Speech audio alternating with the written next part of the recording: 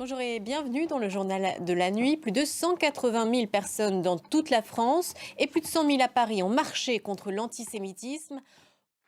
Pendant ce temps-là, 37e jour de guerre, les deux plus grands hôpitaux de Gaza, Al-Shifa et Al-Quds, ont annoncé suspendre leurs activités.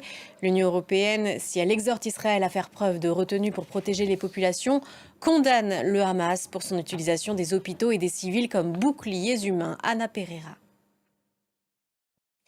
240 otages sont toujours détenus par le Hamas. Il y a des négociations en cours pour les libérer.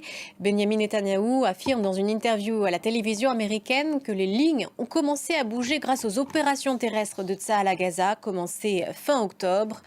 Il faut mettre la pression, je cite, sur les dirigeants du Hamas, seul moyen qui peut permettre d'arriver à un accord. Écoutez cet échange du Premier ministre israélien avec la journaliste de NBC. Direction maintenant Kfar Kassim, ville israélienne à 20 km à l'est de Tel Aviv. Son nom est connu pour la tuerie ayant eu lieu en 1956. 50 Palestiniens d'Israël avaient été abattus par des soldats israéliens pour avoir enfreint un couvre-feu dont ils ignoraient l'existence. Kfar Kassim est aujourd'hui encore peuplé de Palestiniens qui ont la citoyenneté israélienne. Depuis le 7 octobre, un malaise déjà présent s'est installé entre les deux communautés. Reportage de Cécile Galuccio et Taoufik Mjayed.